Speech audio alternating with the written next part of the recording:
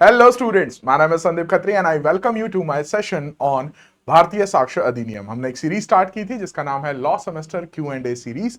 तो अगर आप इंडिया के किसी भी लॉ कॉलेज में 3 ईयर या 5 ईयर लॉ के एग्जाम के लिए प्रिपेयर कर रहे हैं और बीएस से आपके सिलेबस में है तो ये सेशन आपके लिए काफी इंपॉर्टेंट है। आज के इस सेशन में जो हम बात करेंगे वो करेंगे क्वेश्चंस ऑन प्रिविलेज्ड कम्युनिकेशंस। जो सबसे पहला क्वेश्चन हमारा होगा वो होगा इन रिलेशन विद आपके कम्युनिकेशन ड्यूरिंग मैरिज। तो अगर एक हस्बैंड और वाइफ के बीच में कोई कम्युनिकेशन होता है तो क्या वो प्रिविलेज कम्युनिकेशन के अंदर फॉल करता है या नहीं करता, उसके जनरल रूल क्या है, उसकी एक्सेप्शंस क्या है and so on. Second question होगा हमारा in relation to professional relationship. तो प्रोफेशनल रिलेशनशिप में फॉर एग्जांपल अगर एक एडवोकेट कम्युनिकेट करता है अपने क्लाइंट के साथ, कुछ भी कम्युनिकेशन करता है तो क्या वो भी प्रिविलेज कम्युनिकेशन में फॉल करेगा। और लास्ट क्वेश्चन हम रखेंगे इन रिलेशन विद अकॉम्प्लिस और उसकी एविडेंशियरी वैल्यू क्या होती है। तो यही क्वेश्चंस डिस्कस करेंगे आज के इस सेशन में। सो स्टार्ट करते हैं विदाउट वेस्टिंग अ सेकंड। सबसे पहला सवाल विच इज क्वेश्चन नंबर 32 जो कि बात करता है discuss the provisions in respect to the communications during marriage. तो जो कम्युनिकेशंस हुए हैं वो कब हुए हैं? During marriage. In the light of the concept of privileged communications. और हमें जो कम्युनिकेशन देखना है ड्यूरिंग मैरिज वो इन द लाइट ऑफ देखना है प्रिविलेज्ड कम्युनिकेशंस के। तो अब इस क्वेश्चन का आंसर हम इंट्रोडक्शन से अगर स्टार्ट करते हैं तो सबसे पहले हम लिखेंगे कि प्रिविलेज्ड कम्युनिकेशंस का मतलब क्या होता है। तो privileged communications refers to the confidential conversations or interactions between two parties who are in a legally recognized protected relationship। तो आंसर आता है कि हाँ, हस्बैंड और वाइफ का भी जो कम्युनिकेशन है वो प्रिविलेज कम्युनिकेशन की कैटेगरी में फॉल करता है। तो इंट्रोडक्शन में हमने सबसे पहले बहुत ही लेमन भाषा में प्रिविलेज कम्युनिकेशंस का मतलब बता दिया। उसके बाद ये जो पूरा का पूरा कॉन्सेप्ट है पार्ट 4 चैप्टर 9 ऑफ बीएसए में होता है। अगर मैं बात करूं प्रिविलेज कम्युनिकेशंस की तो सेक्शन 127 से लेके 134 तक के जितने भी प्रोविजंस हैं वो सारे के सारे आपके प्रिविलेज कम्युनिकेशंस के बारे में ही बात करते हैं, जिसमें स्टेट का भी कॉन्सेप्ट आ जाता है, जिसमें ऑफिशियल कम्युनिकेशन भी आ जाता है, जिसमें कम्युनिकेशन ड्यूरिंग मैरिज भी आ जाता है, जिसमें जजेस एंड मजिस्ट्रेट का भी कॉन्सेप्ट आ जाता है एंड सो ऑन। ठीक है, अब आते हैं इस क्वेश्चन के मेन आंसर पे, कोर आंसर पे, जो कि हमें मिलता है सेक्शन 128 में। तो अगर हम यहां पर एसेंशियल्स ऑफ सेक्शन 128 को बहुत अच्छे से एक्सप्लेन कर देते हैं तो हमारा बेसिक आंसर यहां पे कंप्लीट हो जाता है। तो सेक्शन 128 के एसेंशियल्स हैं क्या? अब इनके लिए मैंने पूरे सेक्शन 128 को डिवाइड किया है 4 पार्ट्स में। एज यू कैन सी मैंने डिफरेंट कलर्स यूज किए हैं ताकि आप इजीली डिफरेंशिएट कर सकें कि फर्स्ट एसेंशियल कहां से स्टार्ट हो रहा है और कहां पे एंड हो रहा है। अगर आप अपने आंसर में ये चारों एसेंशियल्स लिखते हैं और इनको अपनी लैंग्वेज में एक्सप्लेन करते हैं तो आपका आंसर कंप्लीट हो जाएगा। सबसे पहला एसेंशियल क्या है? No person who is or has been married. तो जो हमारा पहला ही एसेंशियल है वो हमें ये बताता है who is or has been. तो मतलब या तो आप अभी भी मैरिड है, आपके पास अभी भी हस्बैंड या वाइफ का स्टेटस है, या फिर और हैज बीन विच मींस कि डाइवोर्स हो चुका है, तब भी आपके ऊपर जो है ये प्रिविलेज कम्युनिकेशन का कॉन्सेप्ट फॉल करता है। सो that is our first essential. अब आते हैं सेकंड एसेंशियल पे। Shall be compelled. तो आपको तो जो है कंपेल किया ही नहीं जाएगा कि आप डिस्क्लोज कर दें किसी भी तरीके का communication during marriage by any person to whom he is or has been married. तो इन शॉर्ट कि बहुत सिंपल से एग्जांपल से अगर इस पॉइंट को समझा जाए तो अगर एक हस्बैंड है और एक वाइफ है और उनके बीच में कोई कम्युनिकेशन हुआ है, अब उस कम्युनिकेशन को आप कोर्ट में जो है किसी भी पार्टी को कंपेल नहीं कर सकते हो कि आपको वो चीजें कोर्ट को बतानी होंगी। जैसे कि अगर फॉर एग्जांपल अगर हस्बैंड ने कोई ऑफेंस किया है, for that matter any offence which you can think of, ठीक है, देन स्टार्टिंग फ्रॉम मर्डर, जो भी ऑफेंस आप सोचना चाहें, तो अगर हस्बैंड ने वो ऑफेंस किया है और आने के बाद अपनी वाइफ को कम्युनिकेट कर दिया, कन्फेस कर दिया उसके सामने कि हाँ मैं तो ऐसा ऐसा सो एंड सो चीजें करके आया हूं, तो क्या हम वाइफ को कंपेल कर सकते हैं in the court of law कि आप बताइए कि कोर्ट को कि क्या आपके हस्बैंड ने ऑफेंस किया है या नहीं किया है, क्योंकि आपको तो बताया ही है। इवन यहां पर एक और टॉपिक है कि अगर वाइफ खुद बताना चाहे तो the answer is compelled to disclose. तो आपको कंपेल तो करा ही नहीं जाएगा अगर आप जो है कम्युनिकेशन को बताना भी चाहेंगे, ठीक है, तो आपको परमिट भी नहीं किया जाएगा। विच मींस कि अगर वाइफ अपनी मर्जी से भी कोर्ट को बताना चाहती है तो भी हम इस चीज को अलाउ नहीं करेंगे। अब आपके माइंड में यह भी क्वेश्चन आना चाहिए कि ऐसा क्यों हो रहा है, कि भाई ठीक है यहां तक तो फिर भी समझ में आ रहा है कि आपको कंपेल नहीं किया जा रहा है, बट यहां पे तो आपको परमिट भी नहीं किया जाएगा डिस्क्लोज करने के लिए, ऐसा क्यों किया जा रहा है? उसके पीछे बहुत सिंपल सा ये कॉन्सेप्ट है, क्योंकि अगर ऐसा हो जाता है तो आप सोसाइटी को क्या मैसेज दे रहे हैं, कि विच मीन्स कि अगर आपने अपने पार्टनर को भी कुछ ऐसी चीजें बताई हैं, राइट, और कल को वो कोर्ट में बताता है तो वो एविडेंस होंगी आपके अगेंस्ट, तो यूजुअली आप अपने पार्टनर से भी वो चीजों को छिपाएंगे। और अब ये जो है मैरिज का एक बहुत ही बेसिक रूल होता है कि जब आप पार्टनर से अपनी कुछ चीजें छिपाते हैं, so that affects the overall institution of marriage. और जब वो मैरिज का इंस्टीट्यूशन हिलता है, जिसको हर कोई प्रोटेक्ट करना चाहता है, चाहे वो सोसाइटी हो, चाहे वो आपकी कोर्ट्स हो, चाहे वो आपका लॉ हो, चाहे वो आप अपने पर्सनल लॉज में भी पढ़ के आप देख सकते हैं, चाहे हम बात करें आपके हिंदू लॉ की या मुस्लिम लॉ की या किसी भी पर्सनल लॉ की, तो हमें ये देखने को मिलता है कि courts try their level best, society try their level best, कि मैरिज के इंस्टीट्यूशन को किसी भी तरीके से झटका ना लगे। इसीलिए इस कम्युनिकेशन को प्रिविलेज कम्युनिकेशन की अम्ब्रेला में रखा गया है। अब आते हैं इसकी एक्सेप्शंस पे। क्या इसकी कोई एक्सेप्शन भी है? तो पहली एक्सेप्शन तो यहीं पे है कि कब आपको परमिट कर दिया जाएगा डिस्क्लोज करने के लिए, अगर दूसरी पार्टी ने कंसेंट दे दिया। सो फॉर एग्जांपल, अगर वाइफ चाहती है कि मुझे कोर्ट को बताना है and husband is giving the consent कि भाई मुझे कोई दिक्कत नहीं है, आप वाइफ को अलाउ कर दो, तो no you know it is like कि जब मियां बीवी राजी तो क्या करेगा काजी। तो अब जब भाई बीवी कोर्ट को एविडेंस बताना चाहती है, हस्बैंड कह रहा है मुझे कोई दिक्कत नहीं है, तो फिर हमें क्या दिक्कत होगी? तो अगर वो कंसेंट दे देता है तो फिर हम उनको परमिट कर देंगे। अब इसकी क्या और भी कोई आपकी एक्सेप्शन है? तो यहां पे लास्ट में आपकी एक और भी एक्सेप्शन यहां पे दी गई है, which is basically section number 126।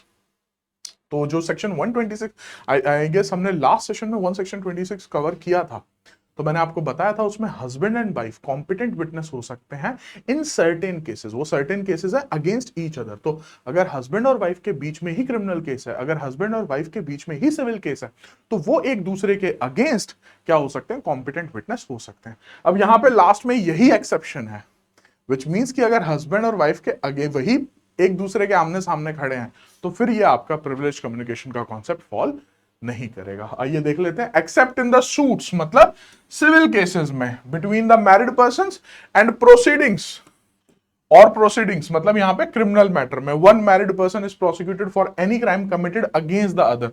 तो हस्बैंड ने वाइफ के अगेंस्ट किया है या वाइफ ने हस्बैंड के अगेंस्ट अगर क्राइम किया है, तो उन सर्कमस्टांसेस में तो भैया बात साफ साफ सी है कि फिर आपका जो है केस सेक्शन 128 की एक्सेप्शन में फॉल कर जाएगा, तो आप एविडेंस दे सकते हैं। ठीक है जी। सो ये थे आपके एसेंशियल्स ऑफ सेक्शन 128।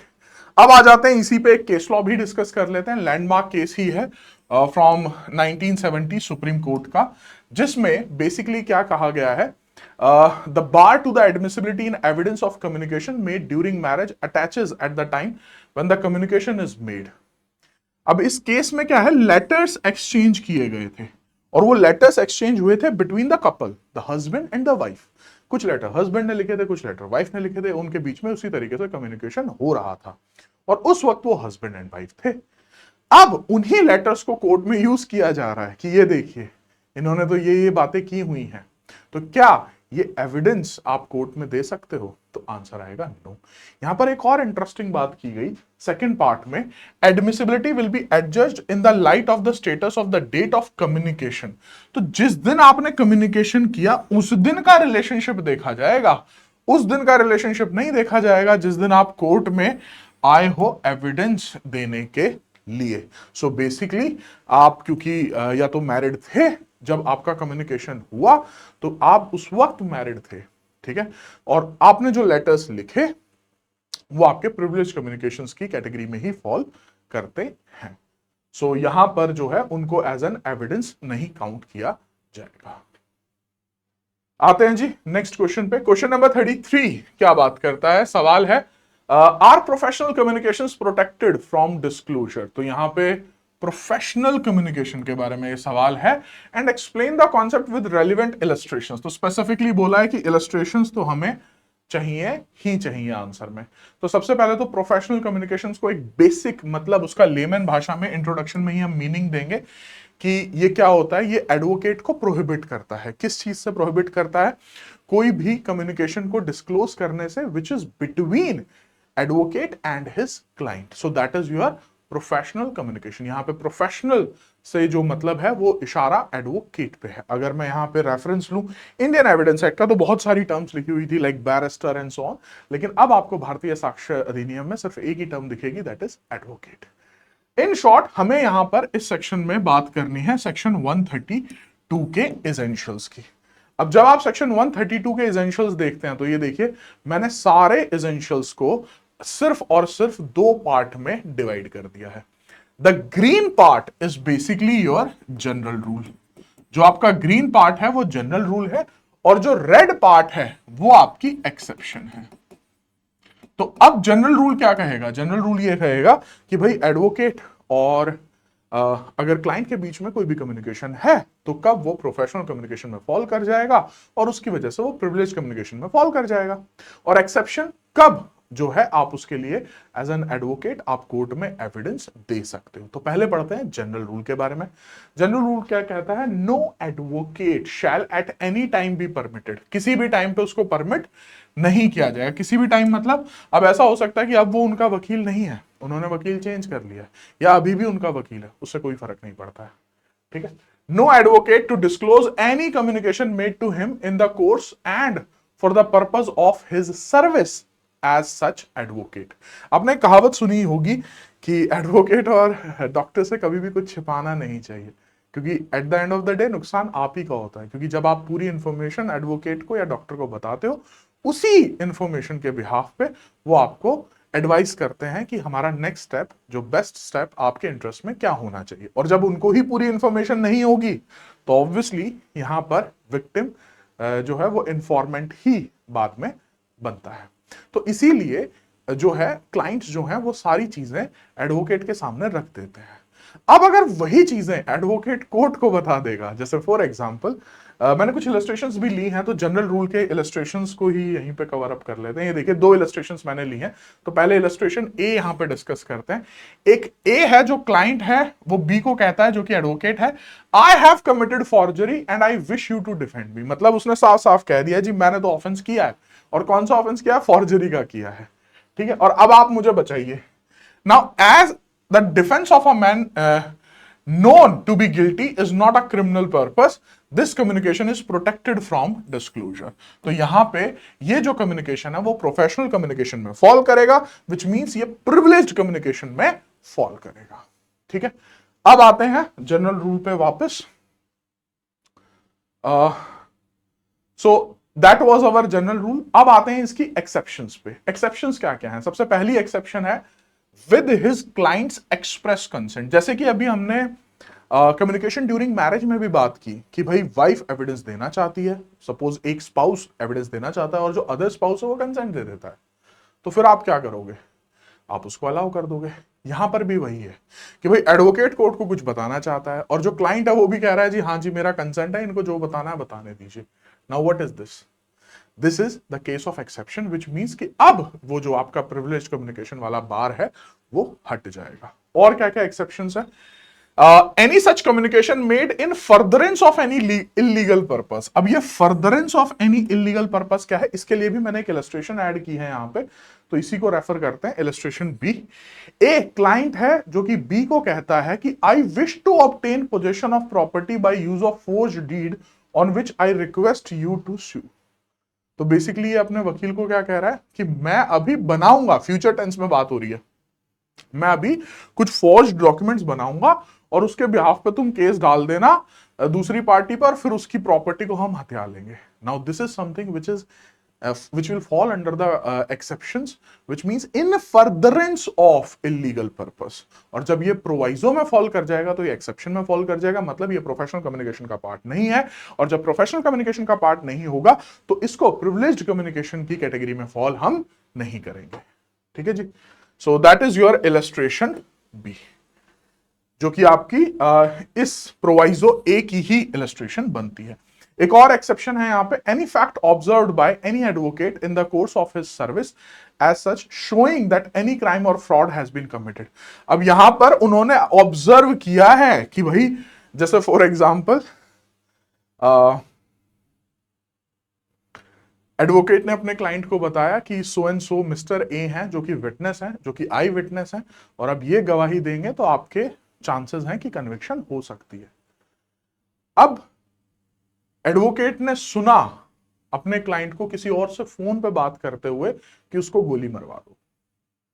तो now this is something which is observation. किसकी ऑब्जर्वेशन है? एडवोकेट की। किस चीज की ऑब्जर्वेशन है?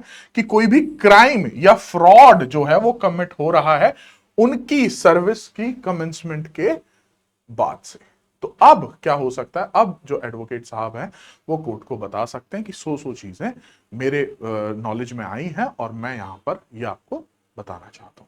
सो विच मीन्स कि यहां पे प्रोफेशनल कम्युनिकेशन की कैटेगरी में ये केस फॉल नहीं करेगा। सो आई होप कि हमने दोनों क्वेश्चंस का आंसर कर लिया है कि are professional communication protected from disclosure, which means बिल्कुल हाँ जी, the answer is yes. Explain the concept with relevant illustrations, तो मैंने यहां पर आपको 2 इलस्ट्रेशंस दे दी है। अब आते हैं जी हमारे आज के सेशन के लास्ट क्वेश्चन पे, that is question number 34। First question है इसमें, अकॉम्प्लिस कौन है, और दूसरा कि उनके एविडेंस की, relevance of evidence of an accomplice, मतलब एविडेंशियरी वैल्यू पूछी गई है कि अकॉम्प्लिस की क्या होती है। देखो, सबसे पहले जब हम बात करते हैं अकॉम्प्लिस कौन है, तो हमने काइंड्स ऑफ विटनेस का भी एक क्वेश्चन कवर अप किया था और उसमें one of the kind accomplish भी था। अकॉम्प्लिस कौन होता है? अब इसके इंट्रोडक्शन में हम सबसे पहले मीनिंग क्या लिखेंगे? अकॉम्प्लिस होता कौन है? एक वो पर्सन जिसके पास नॉलेज है, जो कि वॉलेंटरली और इंटेंशनली क्या देता है? असिस्टेंस देता है किसी और को ताकि वो ऑफेंस कर सके। ठीक है जी। और बेसिक और लेमन लैंग्वेज में बात करें तो पार्टनर इन क्राइम। ठीक है। लेकिन जब हम लाइबिलिटी की बात करते हैं तो लाइबिलिटी दोनों पे सेम ही आएगी। ऐसा नहीं है कि अरे इन्होंने तो सिर्फ असिस्टेंस की थी तो इनको पनिशमेंट कम मिल जाए, नहीं, नो। फिर वहां पे वो सेक्शन 34 ऑफ आईपीसी वाला कॉन्सेप्ट लग जाता है, which means in furtherance of common intention, तो सबको सेम पनिशमेंट ही दी जाएगी। ठीक है। लेकिन अभी हम यहां पर बात कर रहे हैं कि अकॉम्प्लिस है कौन, तो उसका मीनिंग तो हमें क्लियर हो गया है। अब जो कॉन्सेप्ट है वो कहां पे गिवन है? अकॉम्प्लिस का जो कॉन्सेप्ट है वो पार्ट 4 चैप्टर 9 में ही गिवन है। सेक्शन 138 हमें बताता है कि अकॉम्प्लिस कौन है। तो 138 पर ही आ जाते हैं सीधा। An accomplice shall be a competent witness. पहली ही लाइन में क्लियर कर दिया है कि ये एक कॉम्पिटेंट विटनेस है अगेंस्ट द एक्यूज्ड पर्सन। ठीक है जी। तो एक कॉम्पिटेंट विटनेस है। ऐसा नहीं है कि भाई आप तो अकॉम्प्लिस हो तो हम आपको कॉम्पिटेंट विटनेस मानते ही नहीं है, क्योंकि यूजुअली ये डिस्कशन आता है कि भाई एज अ ह्यूमन बीइंग अगर 2 या 2 से ज्यादा लोग मिलकर कोई भी खुराफात करते हैं और बाद में पकड़े जाते हैं, तो यूजुअली एक ह्यूमन नेचर है कि सारा कुछ हम दूसरे के पल्ले बांध देते हैं कि अरे नहीं नहीं, हमारा तो कुछ रोल ही नहीं था, हमको तो बस, हम तो वहां ये देखने गए थे, हमने तो कुछ किया ही नहीं, फिर वो सब बहुत शरीफ बन जाते हैं। तो ये ह्यूमन नेचर है हमारा। ठीक है, राइट। तो बट स्टिल जो लॉ कहता है वो ये कहता है कि अकॉम्प्लिस, जिसने जो भी पार्टनर इन क्राइम है, वो भी एक कॉम्पिटेंट विटनेस है। अब यहीं से एक दूसरा क्वेश्चन आता है कि सर उसकी एविडेंशियरी वैल्यू क्या होगी? क्या उसकी सोल बेसिस उसकी स्टेटमेंट्स पे हम क्या अक्यूज्ड को पनिशमेंट दे दें? तो अब इसका सेकंड पार्ट आंसर करता है सेक्शन 138 का, जो कि ये कहता है अ कन्विक्शन इज नॉट इलीगल। अब मतलब अगर आपने इनकी स्टेटमेंट को एविडेंस मान के अक्यूज्ड को कन्विक्ट किया है तो conviction is not illegal if, मतलब कौन सी कंडीशन फुलफिल हो जाती है? If it proceeds upon the corroborated testimony of an accomplice। तो मतलब corroboration is something which is very very important। अब ये corroboration क्या है? corroboration का मतलब है कि भाई एक तो अकॉम्प्लिस ने आपको स्टोरी सुना दी कि ऐसा ऐसा ऐसा हुआ था, इसके अलावा आपके पास कुछ और भी कॉरोबरेटेड एविडेंस है। फॉर एग्जांपल आपके पास कोई आई विटनेस है, कोई चाइल्ड विटनेस है, कोई प्रोसिक्यूशन विटनेस है, कोई एक्सपर्ट एविडेंस है, एंड सो ऑन। मतलब इन शॉर्ट कोई भी और भी आपके पास एविडेंसेस हैं जो कि कॉरोबरेट कर रहे हैं कि हाँ, जो बात कही गई है अकॉम्प्लिस की वो बिल्कुल ठीक है, विच मींस कॉरोबरेशन इज नेसेसरी। अब ये कॉरोबरेशन नेसेसरी क्यों है? उसके पीछे रीजन यही है कि भाई पकड़े जाने के बाद ह्यूमन बींग्स दूसरे के ऊपर चीजें ज्यादा डालते हैं। ठीक है जी।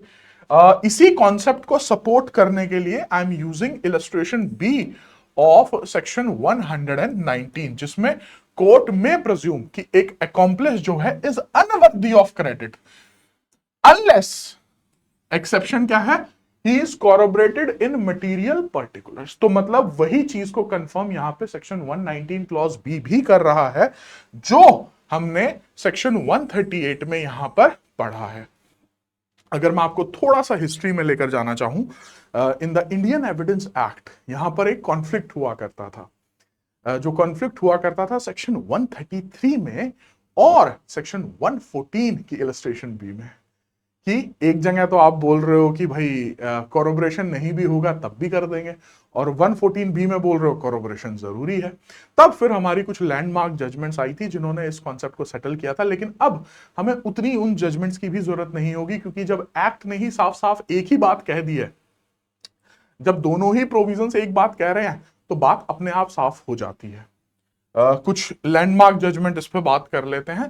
That is Sarwan Singh versus the state of Punjab 1957 Supreme Court. ये क्या कहता है, यहां पर डबल टेस्ट की बात की गई है।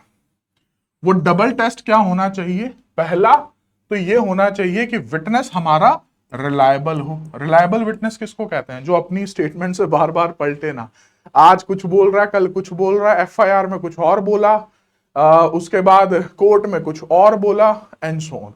तो रिलायबल विटनेस का मतलब होता है, पहले भी मतलब इन शॉर्ट आप उसकी बातों पे रिलाय कर सकते हो। और दूसरा कि आपके पास सफिशिएंट कोरोबरेशन हो।